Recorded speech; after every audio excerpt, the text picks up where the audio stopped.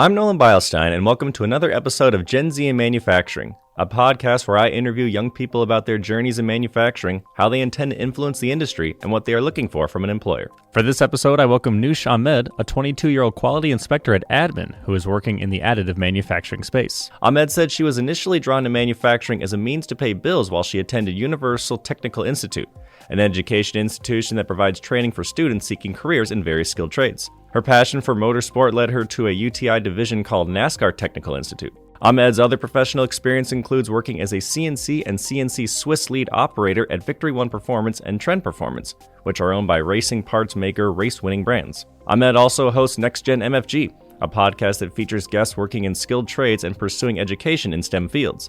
The podcast aims to elevate careers, teach younger audiences and their families about trades, and inform business owners and employers about what the younger generation is looking for. Before we hear from Ahmed, please make sure to like and share this episode of Gen Z Manufacturing. To view previous episodes, visit manufacturing.net. If you are a member of Gen Z and would like to discuss your experience in the manufacturing industry, please get in touch with me, Nolan Beilstein, at nolan@ien.com.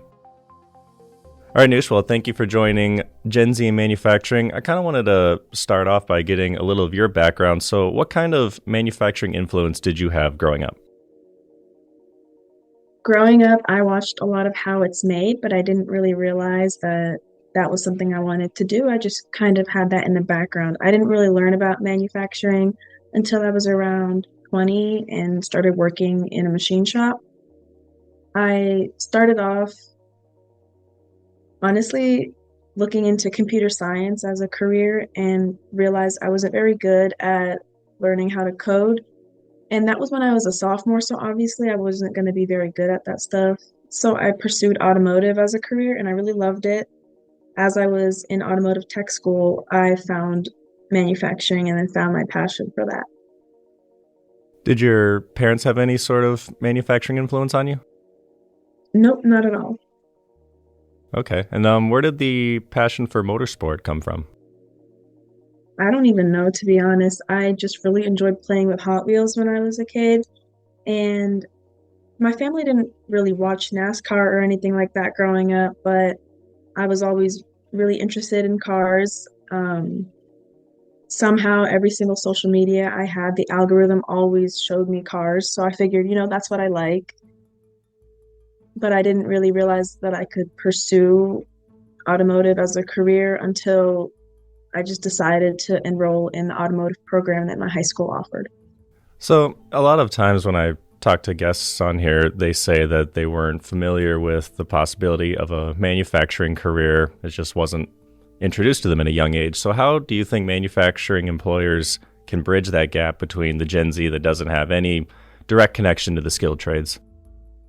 I think definitely going to high schools and middle schools had, and honestly, I don't even know if it's something business owners can actually do. I think it's something that the curriculum needs to change. Making it mandatory for at least one semester's worth of exploratory trades classes would be really great, because then at least a kid would learn, oh, I can weld. Oh, I can work with wood. Like, it's not impossible to work with your hands. Most of these kids go through high school and don't realize that they could actually be in a shop. And that's where we're lacking. Business owners and businesses could try to help sponsor high schools and middle schools to have trade events, or what are those called? Career events. We could do career events, that kind of stuff. But I think it's more of like the curriculum. So as far as career events, the modern way that it's run, do you have a lot of experience going to them? Do you see what's going on? Do you like what's going on? What do you think could change in that field? So the last career event that I went to was actually at my old automotive school. So I went to NASCAR Technical Institute here in Mooresville, North Carolina. And the career events there are very different than other high schools or colleges, obviously, because first of all, we're in Race City, USA. So we're surrounded by a bunch of motorsports teams, a bunch of motorsports manufacturers, a bunch of dealerships. So those kinds of people are always coming to our school and essentially showing off their business, trying to entice the students to go into CNC manufacturing, go into Mopar, go into diesel, And I remember going to my high school's career fair back in 2020, or maybe no, it was 2019 because it was before COVID. And I honestly don't recall seeing any tech schools, any trade schools, none of that. And honestly, I keep thinking about how cool it would be at those events to have like a car being showcased, because who wouldn't want to stop and look at the car? Like that's something that would get kids' interest, you know? So you're talking about kind of having an eye-opening experience for the kids. What is the younger Gen Z kids find cool that falls into the manufacturing category? We love our hobbies 100%. I can speak for myself saying I love cars. So when I found out that I could make my own car parts, it was kind of a game changer. And then it kind of opened up the door of designing my own parts, learning how to make them better. That's something I never thought would have been possible. You know, you think that all you could do is just buy the parts that people pre-make or whatever. There's that. There's also, I'm really into RC cars now. That's a hobby of mine. And I recently learned I could 3D print my own RC car parts. I don't have to buy parts that other people make. And while, yes, you might save more money buying other people's parts, whatever, it's so cool to be able to make it yourself. Flexibility also is a really big one. I know a lot of trades offer a lot more flexibility than certain 9-to-5s do. We want more flexibility. We want to be able to create. We want to be hands-on. We don't want to be stuck. That's another thing. We don't want to be stuck. We want to be able to grow. I hope that answered your question. Yeah, that's definitely been a recurring theme of people that have appeared on this show. And while we're talking about spreading the word of promoting manufacturing, you mentioned that your activity on LinkedIn, networking, and the podcast that you host kind of led to you being invited to speak at IMTS. So I was wondering, how do you think manufacturing employers could use social media to look for young talent? Oh my God, I love social media. Social media is such an incredible tool. Personally, TikTok and Instagram have been amazing for me to find guests for my podcast, and LinkedIn has been amazing for me to find my footing in the professional industry. So I'll kind of just start with LinkedIn because that's where I started posting a lot of my content. I post a lot of content that people my age post on their other social medias. I just decided to do it on LinkedIn because I wanted a more professional audience to see it and give me advice, give me help, support, whatever it was that I needed to learn more. And they offered me that and more. I started being invited to go on other people's podcasts. They were so cool. They invited me to go to IMTS and speak at the main stage. And for people who don't know what IMTS is, it's a really big trade show that happens every 2 years.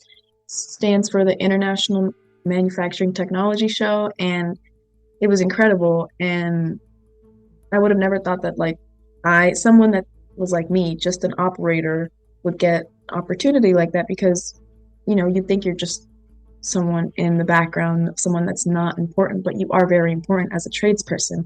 And when I realized how important it is to hear this voice, this young, enthusiastic female voice at these trade shows, I realized I need to have more people my age being represented, because they're doing amazing things on social media, whether it's at work or showing their followers what they do for work, inspiring them, and they're not highlighted enough, I feel like. So I decided to create my own podcast to help introduce them to, I don't want to say a more professional sort of marketing, but just a different kind of marketing, so that they could possibly get sponsorships or opportunities to go to trade shows.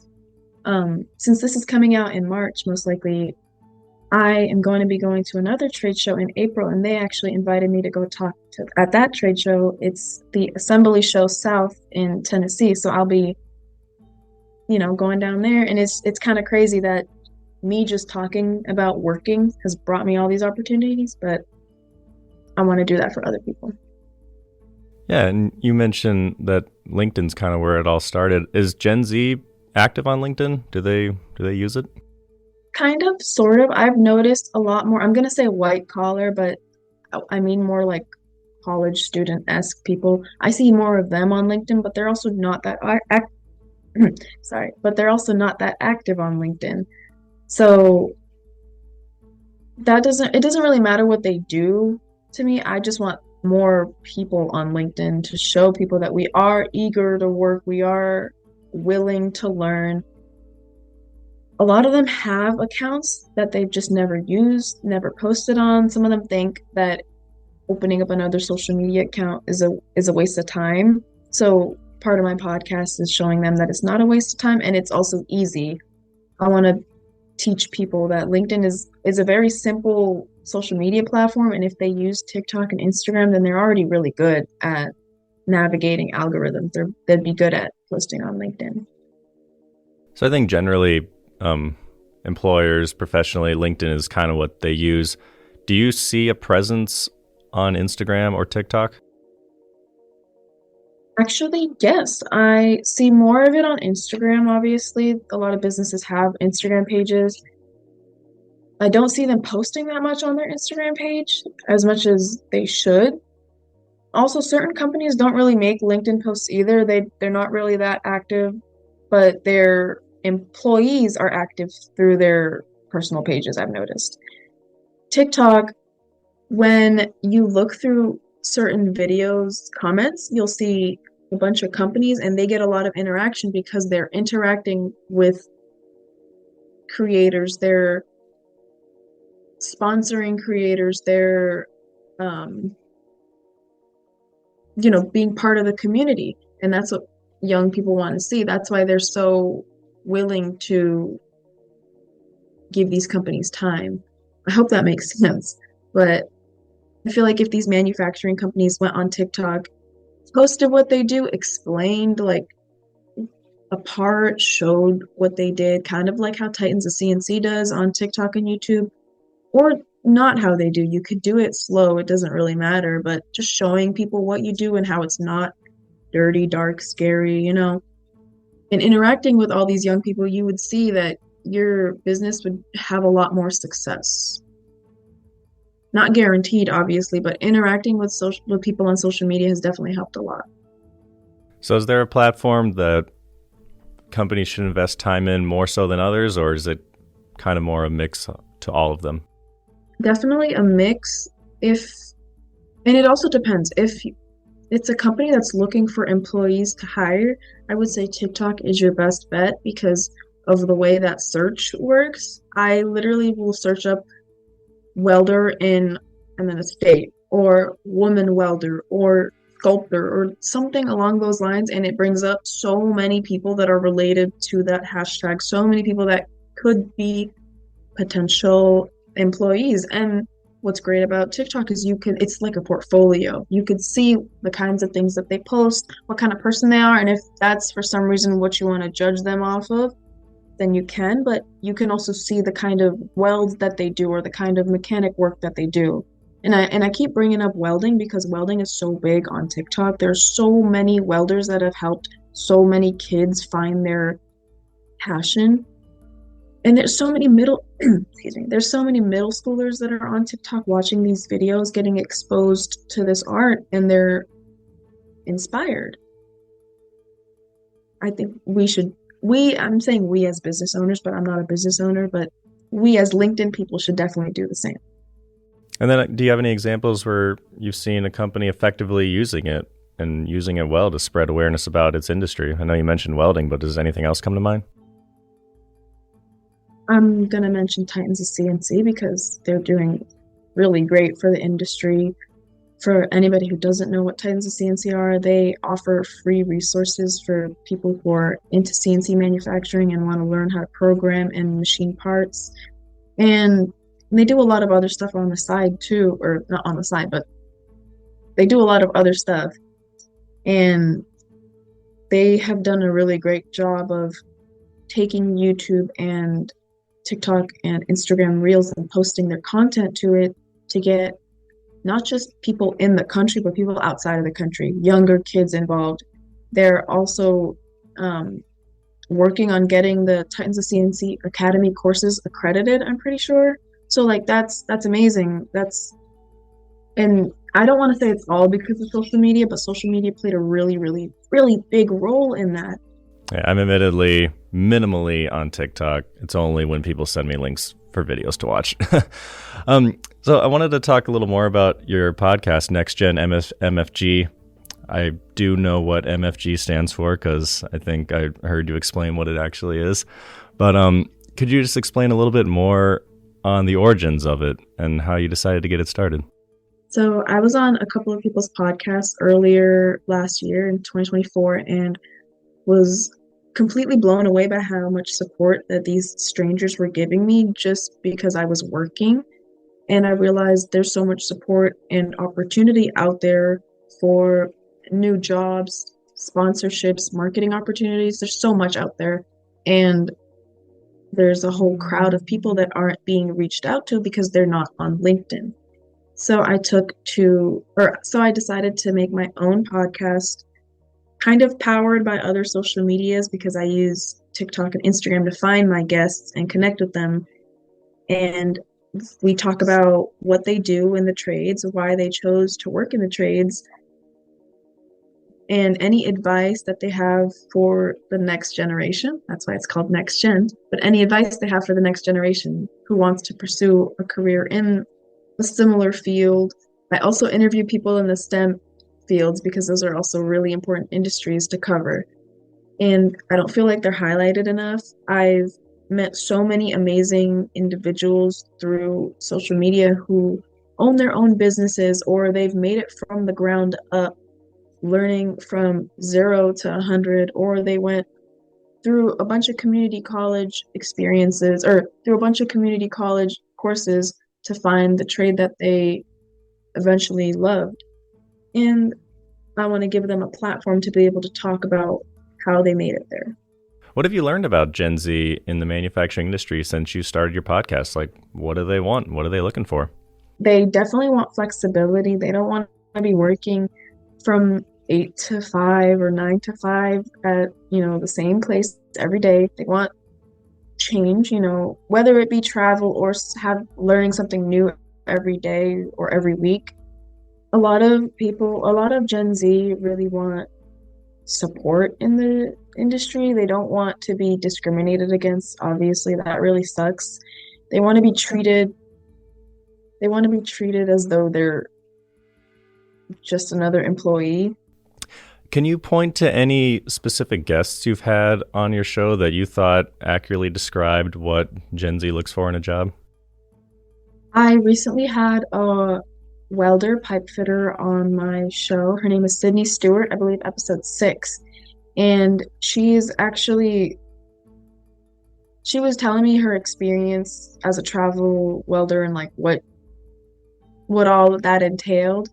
And now she's actually pursuing a career in cosmetology as well. She's going to school for that. So it's cool to hear about all the different aspects of the trades that Gen Z is going into. So I also consider cosmetology a trade. It's technically a trade. But I know a lot of people that are certified welders or automotive technicians that are also certified estheticians. And I don't know of any other career that people, have different certifications like that. What do you have planned for future episodes? I know you said you wanted to talk to some older and younger crowd than just the 20-somethings, but anything exciting coming up in future episodes? Yes, so I already interviewed Kylie from Titans of CNC, so that interview will be coming up soon. I have a lot of interviews lined up with a lot of people that are really big on social media, so they have quite a few followers that would be listening and probably be inspired by the episode. I have a Mercedes technician and have a rocket engineer. So yeah, she was a student. She just graduated, but I still consider her an engineer because she went through all that training and she was working as she was training or as she was in school. So those are my upcoming episodes right now. I'm editing those. And then I have a bunch of interviews coming up with a couple of business owners, a diesel mechanic, a heavy equipment mechanic. So yeah, I have a lot of fun episodes coming out. Okay. And where can people find these episodes? Where should they start? Yes, so you could check out NextGenMFG on Spotify, also YouTube. You can also check out NextGenMFG podcast on Instagram and TikTok for mini clips and promotional pictures. I also post about other podcasts on those pages to kind of bring awareness to more resources. So if you're interested in finding free resources on the trades, you can also check out my pages for that. Thank you for watching this episode of Gen Z in Manufacturing. Please make sure to like and share the episode. To view previous episodes, visit manufacturing.net. If you are a member of Gen Z and would like to discuss your experience in the manufacturing industry, please contact Nolan Beilstein at nolan@in.com.